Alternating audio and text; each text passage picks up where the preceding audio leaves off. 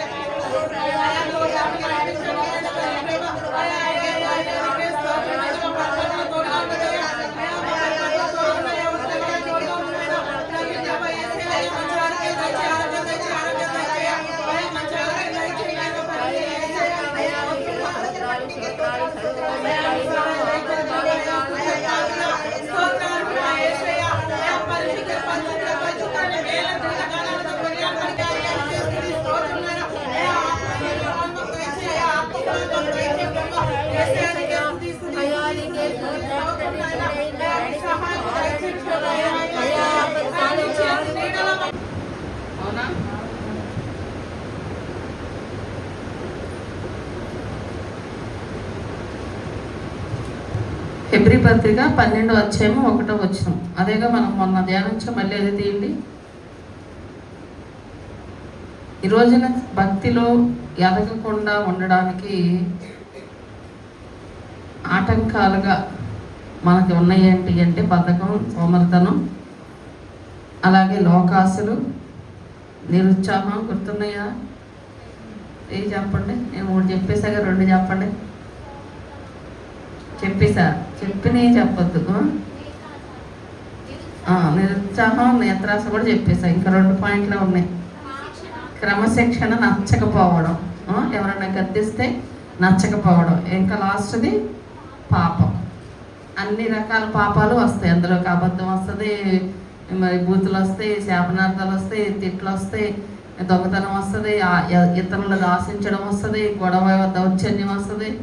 ఇవన్నీ కూడా అన్ని రకాల పాపాలు కూడా మనల్ని వెనక్కి లాగుతాయి. భక్తిలో ముందుకెళ్ళకుండా, మనల్ని ప్రార్థన చేయనివ్వకుండా, దేవుడితో మనం సహవాసం కలిగి ఉండకుండా, బహుమానం అనేది దేవుడి దగ్గర నుంచి మనం తీసుకోకుండా మనల్ని ఆపే పాపాలు ఏంటంటే ఈ 5 మనలో ఉండకుండా చూసుకోవాలి. బద్ధకం ఉందా అందరికీ?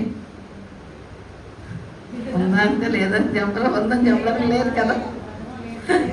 బద్దకించకుండా ఇంట్లో పని చేసుకుంటున్నారా? తిండి కూడా తర్వాత తిందాంలే అని బద్దకిస్తారు కొంతమంది. తిండి కూడా తినడానికి కూడా బద్ధకం. ఉన్నారా అలాంటి మహా తల్లులు? తినడానికి బద్ధకం, పని చేసుకోవడానికి బద్ధకం, బట్టలు తినడానికి బద్ధకం, అంటులు తోమడానికి బద్ధకం, ఇంకా చెప్పండి, కూరగాయలు తెచ్చుకోవడానికి బద్ధకం, బయటికి వెళ్ళి సరుకులు తెచ్చుకోవడానికి బద్ధకం, పనికి వెళ్ళడానికి బద్ధకం, పిల్లల్ని రెడీ చేయడానికి బద్ధకం, వీళ్ళు స్నానం చేయడానికి కూడా బద్ధకమే. ఇవన్నీ కూడా నిన్ను భక్తిలో వెనక్కలాగి నిన్ను దీవించబడకుండా ఉండి, ఇవి మనలో ఉంటే ఏం చేయాలి? మనం సరి చేసుకోవాలి. వాక్యం అన్నప్పుడు ఏం చేయాలి? సరి చేసుకోవాలి. లేదులే అట్టాగే నువ్వు ఇంకా విని కూడా ప్రవర్తించడం అంటే డబుల్ శిక్ష. అంతకుముందు ఒక శిక్షే, నీకు తెలియదు కాబట్టి. తెలిసాక డబుల్. లోకాస, నేత్రాస, అది కావాలి, ఇది కావాలి, ఇలా ఉండాలి, అలా ఉండాలి, ఆ డిజైన్ కావాలి, ఈ డిజైన్ వేసుకోవాలి, ఈ బంగారం కొనుక్కోవాలి, ఈ వస్తువు కొనుక్కోవాలి. తప్పుల ఆశ పడకూడదని బైబిల్ చెప్పట్లా. కానీ అది మన స్థాయికి మించిందనుకో, మనం ఏం చేయాలి? నిగ్రహించుకోవాలి, ప్రార్థన చేయాలి, అది ఇచ్చే వరకు వెయిట్ చేయాలి. అది ఇవ్వకుండా దేవుడి దగ్గర నుంచి ఇంకొక రకంగా పొందుదాం, ఇంకో రకంగా లాభం సంపాదించుకుందాం అనుకునే వాళ్ళు శాశ్వతంగా దాన్ని వాళ్ళు అనుభవించలేరు. నేను ఒక గ్రూప్లో ఒక వీడియో పెట్టా, ఒక చిన్న వీడియో క్లిప్. ఒక సహోదరి చక్కగా చెప్తుంది, నాకు బాగా నచ్చింది. అది ఏం చెప్తుందంటే, దేవుడు మనకి ఇచ్చే వరకు మనం వెయిట్ చేయాలి. ఒకవేళ ఆయన ఇవ్వకుండా మనం కనుక దాన్ని తీసుకోవాలనుకుంటే, బలవంతంగా మనం దాన్ని తీసుకోవాలనుకుంటే, ఆ బాధ్యత మనమే తీసుకోవాలంట. శిక్ష వస్తే, శ్రమ వస్తే ఆ బాధ్యత మనమే తీసుకోవాలి. ఇష్టానుసారంగా కొంతమంది నాకు ఇదే కావాలి, నేను ఈ వస్తువు కొంటా, అమ్మ అది వద్దు, దానివల్ల చాలా ప్రాబ్లమ్స్ వస్తాయంటే, లేదు ఇదే కొంటా, ఈ వ్యక్తి వద్దు నీ జీవితంలోకి అంటే, లేదు ఇతనే కావాలి, ఈమె కావాలి అని కొంతమంది కానీ ఏమంటారు, తెచ్చిపెట్టుకుంటారు లైఫ్లోకి. అలాంటి వాళ్ళు శ్రమలు పడితే దేవుడు పట్టించుకోడంట. ఎందుకో తెలుసా? అబ్రహామునే పట్టించుకోవాలి దేవుడు. దేవుడు అబ్రహాంకి వాగ్దానం చేశాడు, ఏమని? నీకు పిల్లోడిని ఇస్తాను అని చెప్పాడు. అప్పటికి ఇస్తానని చెప్పాక కూడా చాలా సంవత్సరాలు ఇవ్వలేదు. ఇవ్వకపోతే అబ్రహాము శారా ఎదురు చూస్తున్నా ఉన్నారు. ఈలోగా శారా గారు, ఆడవాళ్ళకు తొందర ఎక్కువగా, ఏదోటి చేయి అంటారుగా. ఆమె గారు ఏం చేసింది? మా పని మనిషి ఉంది కదా, ఆమెను పెళ్లి చేసుకో. ఆ రోజుల్లో అది తప్పు కాదు. అప్పటికి ఇంకా ధర్మశాస్త్రం లేదు, మోసే లేడు, ఏమీ లేదు. నువ్వు పెళ్లి చేసుకొని పిల్లల్ని కాను, మన దాసికి పుట్టిన పిల్లలు మన పిల్లలే అవుతారు, మన ఆస్తికి వారసులు అవుతారని చెప్పింది. ఈయనేమో వాగ్దానం ఉందిగా, దేవుడు చెప్పాడుగా, దేవుడు మాట ఇచ్చాడుగా, అది అనకుండా వద్దులేవే, దేవుడు మాట ఇచ్చాడు కదా, పిల్లోడిని ఇస్తాను నేను అని చెప్పాడు కదా, నువ్వు మళ్ళీ ఇలా వేరే దారిలే మనకెందుకు అని గద్దించకుండా వెళ్ళి హాగర్ని పెళ్లి చేసుకుంటాడు. హాగర్ని పెళ్లి చేసుకున్నప్పుడు బాగానే ఉంటుంది, సంతోషంగా సరదాగా. ఈమె కూడా చక్కగా దగ్గరుండి పెళ్లి చేసింది శారమ్మ గారు. పెళ్ళి అయ్యింది, అన్నీ బాగానే ఉండి ఇంకొన్నాళ్ళకి ఆమెకి గర్భవతి అయింది. హాగరు గర్భవతి అయినప్పుడు ఆమె ఏం చేసిందంటే, ఈ శారా గారిని చాలా చులకనగా చూసింది. నన్ను పెళ్లి చేసింది, నన్ను తీసుకొచ్చి ఒక పని మనిషిని నన్ను మహారాణిలాగా ఈమెతో పాటు ఉండనిచ్చిందని కృతజ్ఞత కానీ గౌరవం కానీ శారా గారి మీద చూపించదు. అప్పుడు సమస్యలు మొదలవుతాయి. పిల్లోడు పుడతాడు, ఇంకా సమస్యలు మొదలవుతాయి. ఈ పిల్లోడిని చూసి ఇంకా ఆమెను ఇబ్బంది పెట్టింది. అప్పుడు శారాకి చాలా మనసు విసిగి, నా పని మనిషిని తీసుకొచ్చి నేనేమో ఇంట్లో పెడితే ఇది నన్ను ఇంత చులకనగా చూసిద్దా అని అబ్రహాం గారికి ఆమెకి ఈమెకి గొడవ దూరించుకోండి ఎట్లుంటుందో ఆ గొడవలో. ఇక అప్పుడు అది ఉంటే ఇంట్లో నేను ఉండడానికి అది ఉండడానికి వెళ్ళేది, ఇంట్లో పంపించేదని అంటది. ఏం చేస్తాడు అబ్రహాం గారు చెప్పండి? దేవుడికి చెప్తాను కుదిరిద్దా వెళ్ళి? ఎందుకని? దేవుడికి చెప్తే దేవుడు నన్ను అడిగి చేసుకున్నావు పెళ్ళి, నేను చెప్పానుగా నీకు ఇస్తానని, నువ్వు ఎవరి మాట అన్నావు? నీ భార్య మాట అన్నావుగా, ఇప్పుడు ఏం చెప్తే చెయ్యలు అంటాడు అంతే.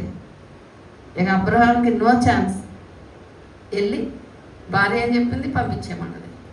పసిపిల్లోడు, ఆ పిల్లోడిని ఆ దాసిని పంపించడానికి ఎంతైనా తండ్రిగా బాధ అనిపించిందిగా, కొడుకుగా మనసు చంపుకొని ఇది శారా మాట వినాలి అని ఆ పిల్లోడిని ఆ హాగర్ని పంపించేస్తాడు. కానీ చాలా బాధ అనుభవిస్తాడా లేదా? ఎందుకు? ఇది శారా అనిపించిందా? ఎందుకని? ఆమె దేవుడి మాటకి విధేయత చూపించలేదు. ఆమె కూడా దేవుడి మాట నమ్మలేదు. దేవుడు ఇస్తా అన్నాడు, వెయిట్ చేద్దాం, ఎన్ని సంవత్సరాలైనా వెయిట్ చేద్దాం. దేవుడు మనకి వాగ్దానం చేస్తాడు. ఏదైనా చెప్పాడు అంటే ఆయన చేయకుండా ఉండడు. కానీ అలానే వెంటనే కూడా చేయడు.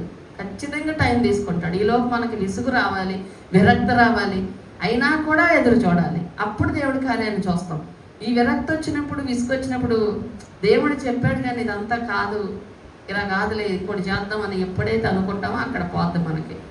అలా కాకుండా నిలబడిన వాళ్ళు మాత్రమే ఆ బహుమానాన్ని తీసుకుంటారు. శారా కూడా తన భర్తను ప్రేరేపించింది, చేసుకో చేసుకో చేసుకో. అందుకని ఆమె కొన్ని సంవత్సరాలు కాదు కానీ కొన్ని దినాలు ఆ హాగర్ వలన చాలా మానసిక క్షోభ అనుభవించింది. అబ్రహాము చాలా నలిగిపోయాడు ఇద్దరి మధ్య, పిల్లోడి మధ్యలో. ఇద్దరికే శిక్ష పడిపోయింది. ఎందుకంటే వాళ్ళు కావాలని తెచ్చుకున్నారు కానీ. ఈరోజు చాలామంది కావాలని అప్పులు చేసుకునే అంగమాలు కావనివ్వండి, మనుషుల్ని తెచ్చుకొని వాళ్ళ జీవితాల్లోకి బలవంతంగా నాకు ఈ వ్యక్తి కావాలి, వీళ్ళు నాకు నచ్చారు, నాకు ఈ సంబంధమే కావాలి, ఈ కుటుంబంతోనే నాకు కావాలి అని కొంతమంది వాళ్ళ సొంత నిర్ణయాలు తీసుకొని తర్వాత వాళ్ళ వలన అనేక రకాల సమస్యలు వచ్చినప్పుడు వాళ్ళే అనుభవించాలి. దేవుడు చెప్పిన అనడం. అందుకని దేవుడి చిత్తం కోసం మనం ఎదురు చూసినప్పుడు దేవుడు మనకిచ్చే వస్తువు కానివ్వండి, దేవుడు నీకు ఇల్లు కట్టిస్తాడా, కట్టించే వరకు వెయిట్ చేయి. అప్పు చేసి కట్టుకోవద్దు, దేవుడే కట్టిస్తాడు కాబట్టి దానికి నేను ఏదో ఒకటి చేసి కట్టేద్దాం, తర్వాత దేవుడిని మీద తోసేద్దాం అనుకుంటే కుదరదు. ఆయన ఇచ్చేది వేలుగా ఉంటుంది, నీకు నెమ్మదిగా ఉంటుంది, నీకు టెన్షన్ ఉండదు, నీకు బాధ ఉండదు. అందులో దేవుడు ఇచ్చే దాంట్లో నీకు ఇబ్బంది ఉండదు, అద్భుతంగా తీసుకొస్తాడు ఏదైనా. మనం కనుక సొంతంగా తెచ్చుకుంటే ఇబ్బంది పడాలి. అది ఇక్కడ అంటున్నాడు లోకాసులు. ఈ రోజు లోకాసులు అంటే ఇవి ఇలా ఏదో ఒకటి వాళ్ళు తెచ్చిపెట్టుకున్న సమస్యలే చాలా ఉంటాయి మానవుడికి.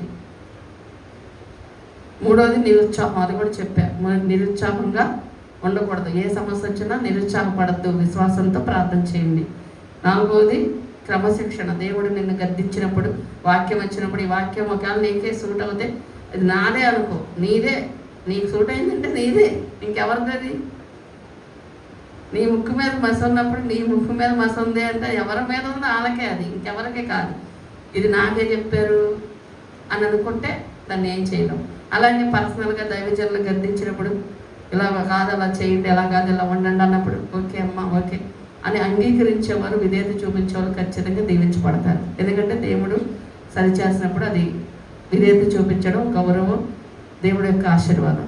అది కూడా తర్వాత పాపాలు, మనల్ని వెనకలాగే పాపాలన్నీ చెప్పా. అబద్ధాలు ఆడడం, గొడవలకు వెళ్ళడం, ఇతరులను శపించడం, నిరుత్సాహపడడం, అది దొంగతనం చేయడం, లాభం ఆశించడం, అన్యాయంగా అవినీతి సొమ్ము తీసుకోవడం, లంచాలు తీసుకోవడం, ఇలాంటివన్నీ కూడా మనల్ని వెనక్కలాగే పాపాలు. నీతిగానే ఉండాలి, నిజాయితీగానే ఉండాలి. ఆ నీతిని బట్టి దేవుడు ఆశీర్వదిస్తాడు ఒకరోజు. హల్లెలూయా. ఇప్పుడు మనకి ఈ పాపాలన్నింటి గురించి మనం ఎగ్జాంపుల్ కూడా చెప్పుకున్నాం, మంచిదే. ఇప్పుడు ఇక్కడ మళ్ళీ మళ్ళీ 12వ అధ్యాయం ప్రారంభం చదవండి. ఇంత గొప్ప సాక్షి సమూహము ఆ. మేఘము వలె మనలను ఆవరించి ఉన్నందున మనము కూడా ప్రతి భారమును సులువుగా చిక్కులబెట్టు పాపమును విడిచిపెట్టి విశ్వాసమునకు కర్తయు దాన్ని కొనసాగించువాడునైన యేసు వైపు చూచుచు మన ఎదుట ఉంచబడిన పందెములో ఓపిక. మరి ఆశీర్వాదాల్లో మేమే కొన్ని కాలదనుకుంటున్నాం అయ్యా. అయ్యా మాకు జరిగే కార్యాలను మేమే మా నోటి ద్వారా శిక్ష తెచ్చుకొని ఆపేసుకుంటున్నాం తండ్రి. క్షమించిన ఆయన ఓర్చుకునే కృపనివయ్యా. మా తండ్రి మా కోసం నువ్వు అంతగా నలిపివేయబడ్డావు, అంతగా నువ్వు శిక్ష అనుభవించావు, అంతగా నువ్వు మరి కొరడాలతో కొట్టించుకొని ఎంతగా చీల్చబడిందని దేహము దున్నపడిందయ్యా. అయ్యా అంతగా శ్రమపడినను, అంతగా వారు అవమానించినను, గేలి చేసినను, వీధులన్నీ తిప్పి అవమానంగా మాట్లాడినను నోరు తెరవని గొప్ప ప్రేమనేది, ఓర్చుకున్న గొప్ప దేవుడు నీవు. ఓర్పు ఒక వ్యక్తి ఎంత ఓర్చుకోగలరో చూడాలంటే నిన్ను చూడాలి నాయన. ఒక వ్యక్తి ఎంత సహించుకోవాలో అది నిన్ను చూస్తే తెలిసింది నాయన. మా జీవితంలో చిన్న చిన్న వాటికి సహించుకోలేకపోతున్నాం, తొందరపడి మాట్లాడుతున్నామయ్యా. కొన్ని విషయాల్లో మనుషుల ద్వారా కొన్ని శోధనలు వచ్చినప్పుడు సహించుకోలేక బయటపడిపోతున్నాం తండ్రి. క్షమించండి. నిన్ను చూసే మనసివయ్యా. ఓర్చుకునే కృపనివ్వు నాయన. చేసుకున్నాం ఒక్క నిమిషం అడగండి ప్రభుని. ఓర్పు అనేది చాలా దీవెనలు తెచ్చిపెట్టింది. సహిస్తే నువ్వు గొప్పగా గెలిచి చూపిస్తాడు దేవుడు, నిన్ను గెలిపిస్తాడు ఆయన. ఆయన ఓడిపోనిచ్చే దేవుడు కాదు. మనం సహించిన వారమైతే ఆయనతో కూడా ఏలుదుము అనే వాక్యం ఉంది. నిజంగా నువ్వు సహిస్తున్నావంటే రేపు దేవుడు నీకు ఒక బహుమానాన్ని ఇవ్వబోతున్నాడు. ఈ లోకంలో 1000 ఏళ్ళు దేవుడు పరిపాలన చేయబోతున్నాడు. ఆ 1000 ఏళ్ళు పరిపాలనలో నీకు ఒక అధికారం వేస్తాడు. నీకు కొన్ని పట్టణాల మీద అధికారం వేస్తాను అంటున్నాడు. నువ్వే అధికారివి, నువ్వే రాజువా పట్టణానికి. ఏలబోతున్నావు. ఎవరికి ఆ కృప ఎవరికంటే ఓర్చుకున్న వాళ్ళకి. ఈరోజు శ్రమలు పడుతున్నావా? దేవుడి నిమిత్తం నిందించబడుతున్నావా? దేవుడి నిమిత్తం వెలివేయబడుతున్నావా? దేవుడి నిమిత్తమే నీ ఇంట్లో నిన్ను గాయపరుస్తున్నారా? దేవుడి నిమిత్తమే నీ బంధువులు నిన్ను రావణంలో పొడుస్తున్నారా? దేవుడి నిమిత్తమే నీ ఉద్యోగం చేసే చోట, నువ్వు పని చేసే చోట హేళనగా మాట్లాడుతున్నారా? సంతోషంగా ఎంచుకో. రేపు ఏలబోతున్నావు నువ్వు. దేవుడు నీకు కొన్ని పట్టణాలు ఇవ్వబోతున్నాడు. దేవుడు నీకు కొన్ని బహుమానాలు ఇవ్వబోతున్నాడు. దేవుడు నీకు కొన్ని అధికారాలు ఇవ్వబోతున్నాడు. వాటి ముందు ఇవన్నీ చాలా చిన్నవన్నీ నువ్వు అనుకో. అంతేగాని ఇది పట్టుకొని దేవుణ్ణి దూరం అవ్వద్దు. యేసయ్య ఈరోజు ఎందుకని నామాల కన్నా పైనామం ఆయన ఎంత ఓర్చుకున్నాడో, ఎంత సహించాడో, ఎంత భరించాడో. అందుకే ఈరోజు అన్ని నామముల కన్నా ఆ యేసు నామంలోనే విడుదల, యేసు నామంలోనే రక్షణ, యేసు నామంలోనే స్వస్థత, యేసు నామంలోనే గొప్ప గొప్ప కార్యాలు. ఆ నామానికున్న శక్తి అది, ఆ నామానికున్న బలం అది. ఈరోజు మనం కూడా సహించిన వారమైతే మనకి దేవుడు అకృపిస్తాడు. మనలో కూడా దేవుడు హెచ్చిస్తాడు. గోతులు ఉన్నాయి, అక్కడే ఆగిపోతావా? ఆ ముళ్ళు దాటాలని లేదా? ఆ గొయ్యి దాటాలని లేదా? ఇక తర్వాత ఎదురుగా దేవుడు ఏదో గిఫ్ట్ పెట్టాడు, అక్కడ దాకా వెళ్ళవా? ఇక్కడే ముళ్ళు చూసుకొని ఉండిపోతావా? ఇక్కడే గొయ్యి చూసుకొని ఆగిపోతావా? ఇశ్రాయేలీయులు కూడా ఐగుప్తు దేశం నుండి వచ్చాక వాళ్ళు మారాకు వచ్చారు. ఫస్ట్ మారా నీళ్ళు చాలా చేదైన నీళ్ళు. వాళ్ళు అక్కడే ఉండిపోయి అయ్యో మా బ్రతికేంటి, ఈ నీళ్ళు తాగి చావాలా అనుకున్నారు. అక్కడే ఉండిపోలేదు. ప్రార్థన చేసినప్పుడు దేవుడు అద్భుతంగా వాళ్ళని అక్కడ నుండి బయటికి తీసుకొచ్చాడు. అక్కడ వాళ్ళకి దేవుడు వాక్యం రాయబడి ఉంది కదా, వాళ్ళకు మరి మధురమైన నీళ్ళే కాదు 70 ఈత చెట్లు ఉన్నాయి వాళ్ళకి అక్కడ.